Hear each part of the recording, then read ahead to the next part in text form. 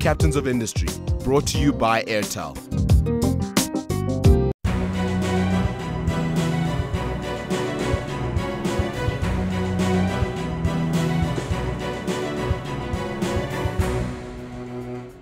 When Bharti Airtel entered Africa, it was done with bells and whistles and a lot of fanfare. Experts were quite eager to see what the new kid on the block would do, anticipating a major shake-up in the telecom sector across the African continent. Now, with acquisitions in 16 African countries, Airtel now has a captive audience of over 456 million people, a market that they can tap into. Recently, Airtel unveiled its new look and brand, and also its plans on how they're going to be conquering Africa. Manoj Kohli is the CEO International and the Joint Managing Director of Bharti Airtel, and he's our Captain of Industry tonight. Thank you so much for joining us. Let's talk about your entry into Africa. As I said, bells and whistles, lots of fanfare. Has that created unrealistic expectations of Airtel and the work you're going to be doing? No, we are really so happy to be here. I think Africa is the continent of next decade. We have been looking forward to this opportunity for the last 3-4 years. Yes. We tried with MTN a couple of times, and it did not succeed. And we felt that let's go for Zain, and Zain is a wonderful company. Yeah. And now with 16 countries, you're right, close to 500 million potential consumer base. Yeah. And more importantly, 1 billion population of Africa. Yeah. The more important thing is that we look at Africa differently. We don't look at Africa as legacy. Because a lot of people I meet in Africa, they look at Africa of the past, and their mindset is of the past. We are looking at Africa of next decade or 2 decades, and we believe this is the right market for future. Let's talk about what you have to do immediately. It's been reported that your strategy is high volumes and low margins and low costs. Is it as simple as that?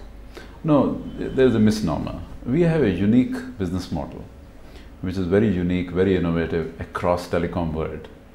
It's high volume, you're right. In India, we do 2.2 billion minutes a day. But it's not low cost or low margin.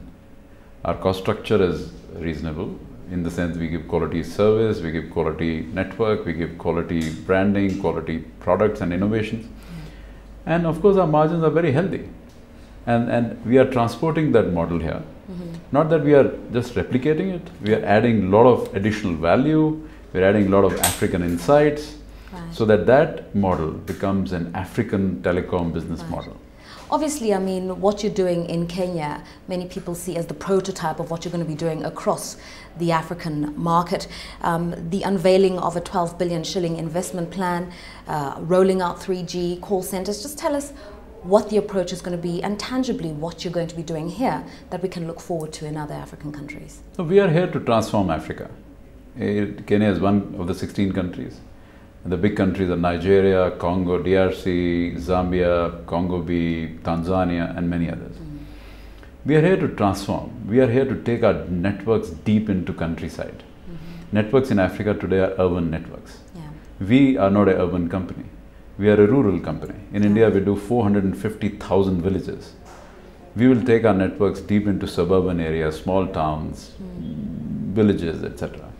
and really connect the rural population of Africa, which is nearly 70% of population, with the world.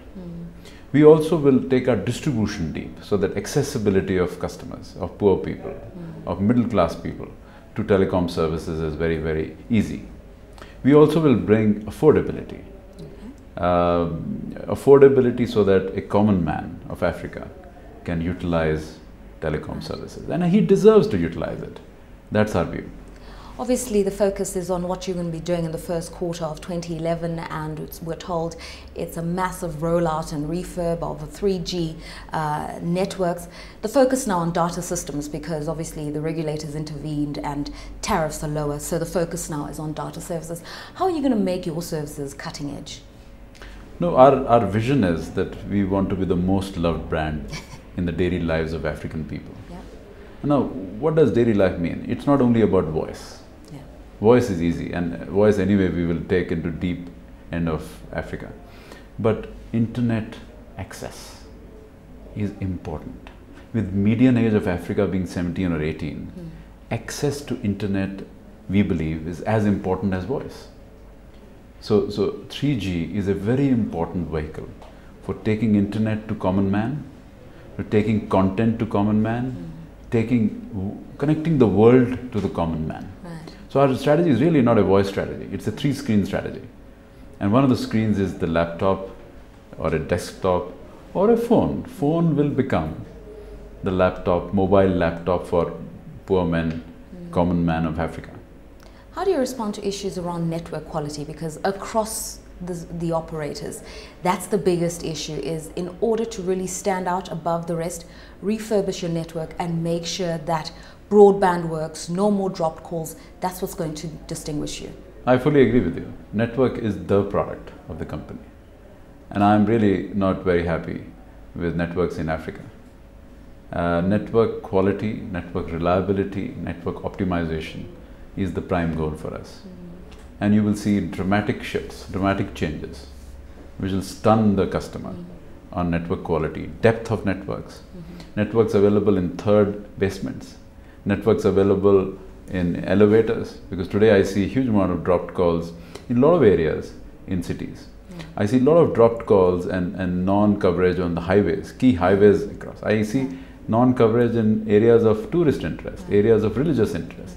All that we will actually prioritize in the next 6 to 12 months. You're going to prioritize, but how are you actually going to tackle it? I mean, in a big market like Nigeria that has some serious players in the GSM space, they are battling with network quality. It doesn't matter.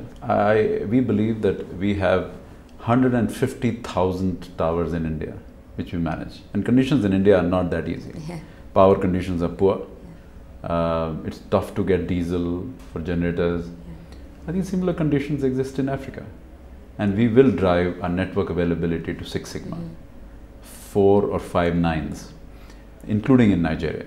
Right. Maybe it'll take us a few months, but we'll get it right. One of the biggest challenges of coming in, taking over Zain, that has already morphed 4 times over, is the stability of the brand. Because one of the reasons why your predecessors struggled to gain market share is because shareholding was constantly changing and customers were a bit sick and tired of that. You need to provide stability of equity and stability of brand. And once that is established, there's loyalty. How are you addressing that? No, I think that's a prime goal of the brand. Trust is the prime goal of the brand. And you're right, I think we have a challenge here because of frequent changes in the last 5-7 years. We are very clear. In the next couple of years, you will see this brand building trust with customers. And what is building trust? Building trust is keeping promises, keeping commitments. Whatever I say, I should mean, and I should keep my promise. And that is the single most important thing in my company, let me tell you. Wherever we are driving new offers, new packages to the customers, we are saying there is no small print, there is no asterisk, there is nothing beyond what you see. What you get is what you see. And that trust building has started. Let me tell you, give you examples of Kenya, Ghana, Zambia, Nigeria, everywhere. We've started with great amount of trust. Now you're right, it takes time. The building of faith takes time. It may take a year, 2 years, maybe more. Right. But we are completely committed to it. And I can tell you the loyalty to this brand is unwavering. Wherever we are, in India, Bangladesh, Sri Lanka, the loyalty is the highest. And the same objective we have for Africa. Do you feel like you are on the back foot? And I'll tell you why. In Kenya, Safaricom is obviously the company with the greatest profile, with a market share of about 78%. You come in as the second leader, but you're nowhere near that kind of figure, somewhere in the region of 10%. As you move into the other 15 African countries, you're facing up to the Vodafones, to MTN, Etisalat. And there is a sense that you need to play catch up before you can be a real competitor. You know, we don't think competition. As a company, we never think competition. We think only customer. We run after the customer and competition runs after us. And you will see that. In the next few years, you will see that change happening in Africa too. We may be small in some countries, but we are definitely taking strong steps to become large. We respect competition. I think Safaricom, MTN, Vodacom have done an excellent job. But we are here to do better. We are here to provide better services, better quality, more innovation to the customers. We are very, very clear that we have to become leaders in Africa.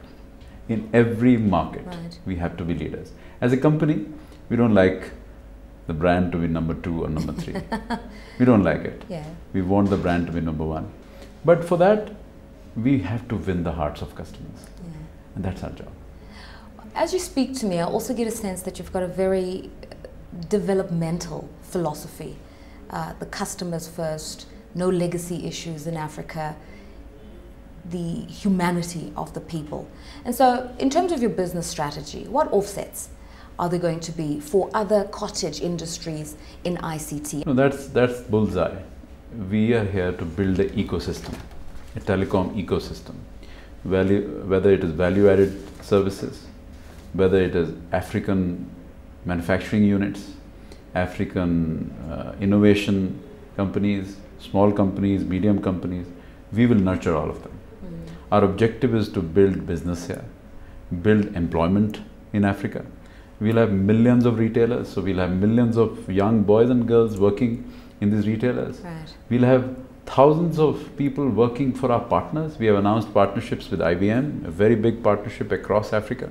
IBM will bring all the IT expertise into domain knowledge into Africa and really help Africa to take a leap, African children to take a leap. We have also initiated a BPO sector, which is the call center activity. For the first time in Africa, 3 BPO partners are coming here to establish BPOs, call centers in 16 countries. Again, first time in Africa. A lot of employment, a lot of new skills, new capabilities are being. And finally, we have a very important CSR angle. In India, we run 250 schools for underprivileged children, rural children with free education, free books. We have adopted the same vision in Africa. Every country will have many schools in rural areas where parents cannot afford to teach their children. And we have already started. A school has been adopted by my office, so we are close to Nairobi. Every country we are doing it so that we really help the future citizen to be educated. So our company really has a community objective, employment objective, skills objective, capabilities building objective, which Africa needs. We'll continue speaking on this tack after the break. It's interesting times within the telecoms market in Africa. We're getting the views here of the international CEO of Airtel. They have invested in over 16 African countries and they are determined to reinvigorate the market. Their target to be the #1 most loved brand in Africa.